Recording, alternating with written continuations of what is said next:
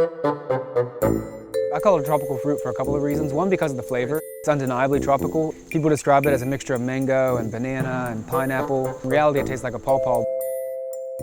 It's delicious, it's sweet, it's kind of this custardy texture. It's a great fruit, but it's not commonly known, it's not commonly eaten.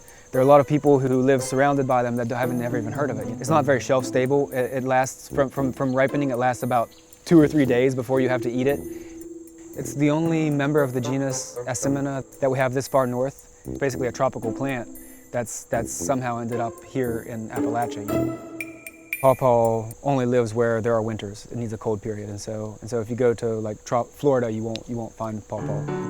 A lot of people sort of questioned how that happened. You know, how did a tropical plant with these giant seeds, they're not blown on the wind, they're not dispersed up by water. Even currently, it doesn't really have a very good animal dispersal mechanism because the seed is so large. But the theory is that the main dispersal mechanism that moved it from where the tropical relatives live up into the temperate regions was extinct megafauna like woolly mammoths and ground sloths.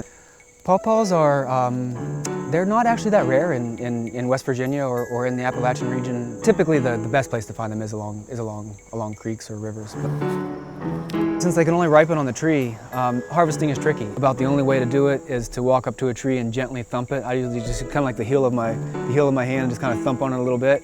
And whatever would have blown down that day in the wind kind of comes down just with a gentle thump like that. Every year I get a little ambitious and shake a tree too hard and get a few green ones, you know, but you kind of learn to calibrate it, and technically the best way to harvest them is to keep a close watch on your tree and come out daily and gather the ones that have fallen. The way you know they're ripe is by the softness of them. They get soft to the touch.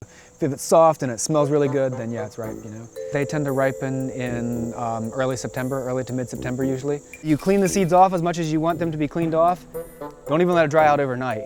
And then kind of wrap them in some damp paper towel or sphagnum moss if you have it, and put them in a Ziploc bag, close the Ziploc, put it in the fridge and forget about it until spring.